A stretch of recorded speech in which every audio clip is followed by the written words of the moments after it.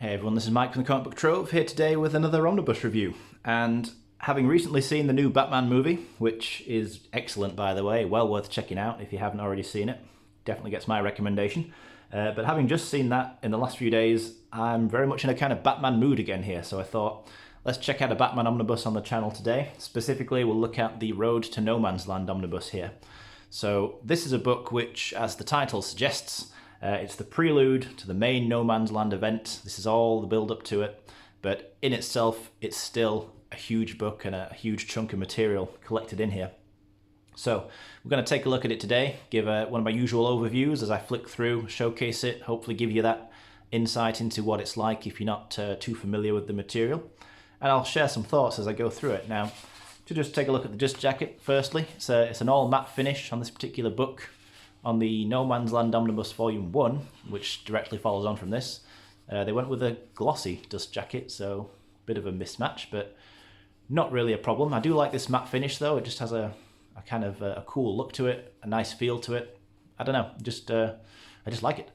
But anyway, looking at the design itself, I like this cover with Batman looking at the just wrecked Batcave. I like the style overall with this logo. It is the modern Batman logo, which is a bit of a misfit, I suppose you could say, with it not matching the style of the actual material published as it was originally. But it doesn't bother me. I think it looks cool.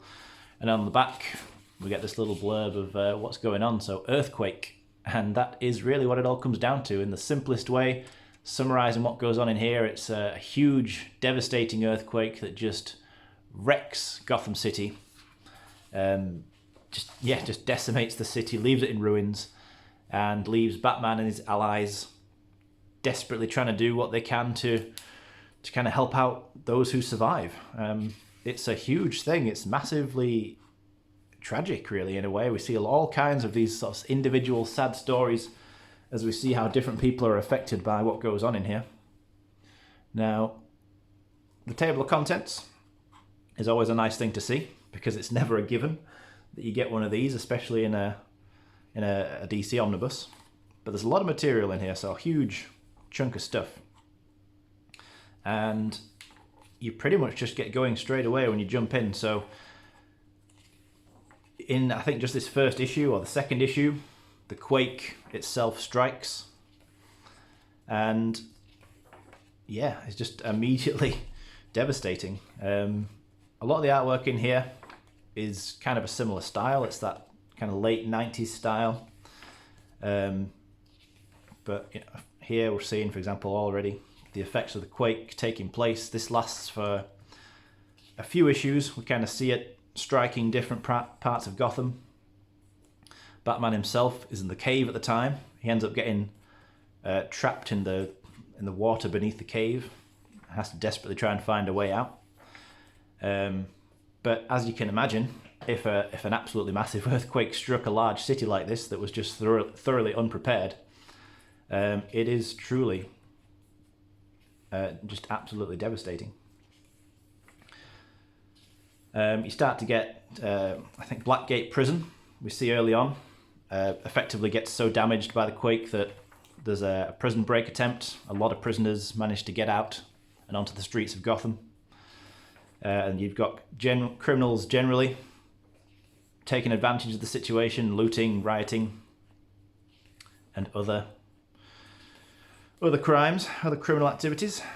You see a large cast of characters getting involved though, which I like. I like to see, for example, the Huntress and other members of that sort of extended Bat family. So we see plenty of Nightwing in here, Robin obviously. Catwoman is involved, some Catwoman issues in here. Right here, for example. And this is during the Jim Ballant era, when he was the artist on the series. So certainly gave Catwoman, she had a pretty distinctive costume, pretty memorable costume, I think. This purple look she got going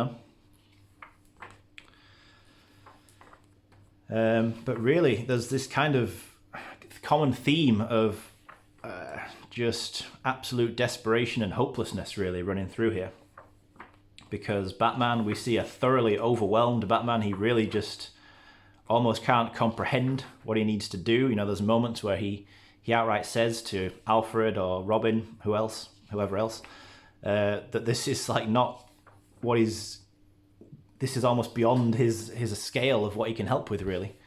He's able to take down criminals. He can stop all kinds of situations, but when you've got an entire city plunged into chaos like this, people buried in rubble all over the city, people injured, obviously a lot of people dead, unfortunately, and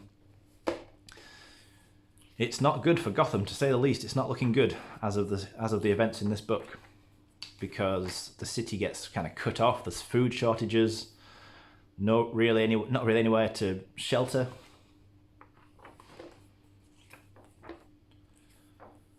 It's a really unique story. I think it's really quite unlike, well, from what I've read anyway, any other storyline or big event in Batman history.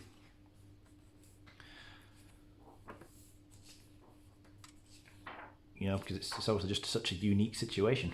Stephanie Brown, she's in here, was the spoiler.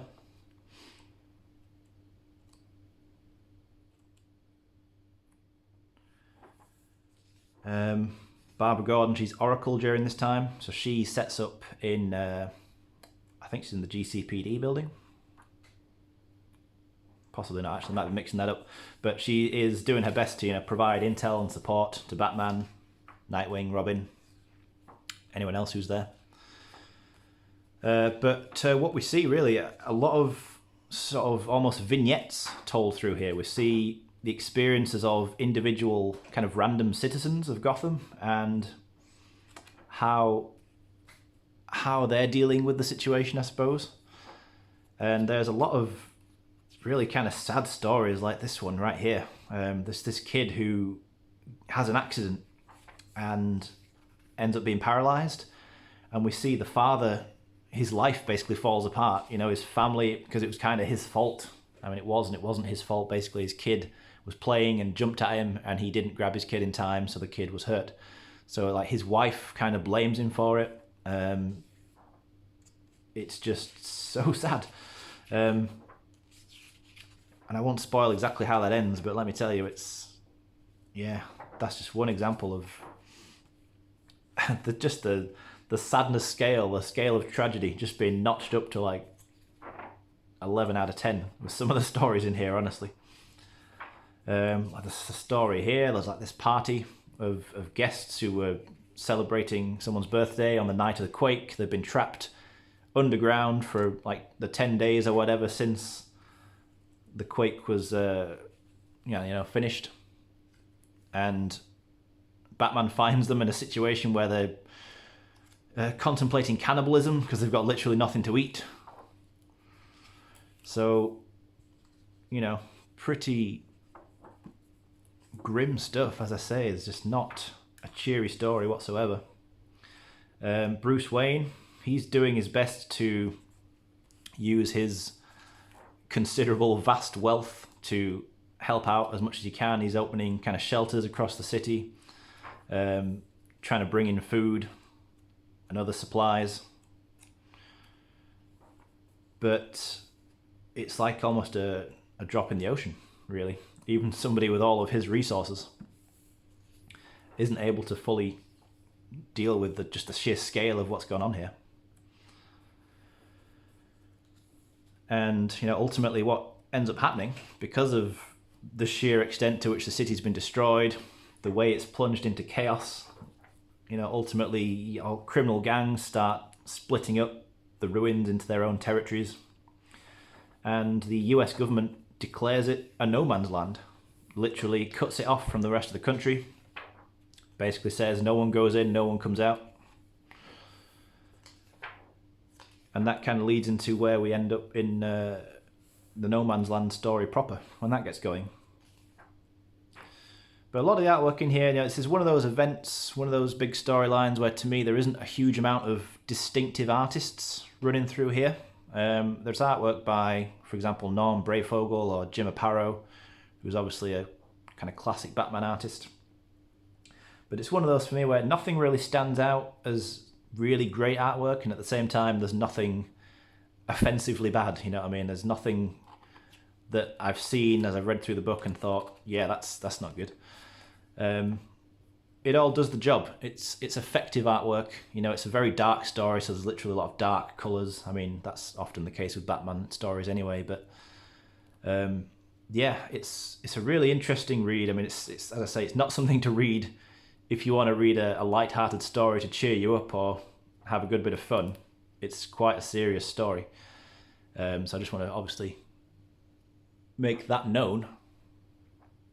But you're getting a lot of appearances from key villains as well. I'm sure you've probably seen as I've flicked through the book. So although the story doesn't focus on any one villain, we see the likes of Joker, Riddler, Poison Ivy, Bane, Clayface, and Mr. Freeze, and just all kinds of the typical villains showing up and taking advantage of the situation in their own way.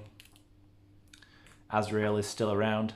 You know, obviously Azrael had been front and centre during Nightfall. He was, in fact, Batman for a while. Even though he isn't Batman during this time, he's still around as a vigilante of his own.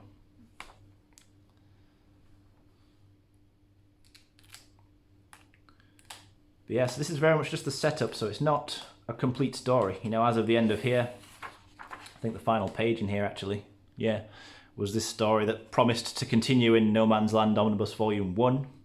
And luckily we did get Volume 1, and I think Volume 2 is confirmed now. Pretty sure that's currently got an estimated release date of around August this year. We'll see if that changes at all. Hopefully that sticks. But yeah, this is a huge book, but really one that is just a lot of build up to the main No Man's Land event. I would say this isn't really one to read if you don't plan on continuing onwards and doing the rest of the story as well in a read-through. And at the same time, could you maybe read No Man's Land without reading this? I suppose you could, given that all you really need to take away from this, for as massive as the book is that large, huge, well, massive, devastating earthquake took place and has left Gotham in just an absolute devastated ruin. And as I say, if you take that away, you could almost technically skip this book, but I would recommend reading it because it is really a good story to show Batman just completely, as I say, out of his depth, really, and yet doing his best to carry on and fight and help out in any way he can. And we see a lot of powerful, if often heartbreaking stories concerning a lot of individual citizens' stories and how this is impacting on everyday people. But yeah, hopefully that's provided a decent amount of insight. It is, as I say, something worth checking out, especially if you're a Batman fan and want to read something which I think is very different from most other Batman stories. It's a very unique situation which he sees himself in and which his allies see themselves in as well. That'll do it for me on this one though today, guys. Hopefully that was interesting, insightful for you. Let me know your thoughts on the No Man's Land story overall, this book or the rest of the event. You know, whether it's something you enjoy, whether it's something you're interested in. Just anything really. Happy to hear your thoughts as always. But thanks for watching, and I'll be back again soon to discuss something else.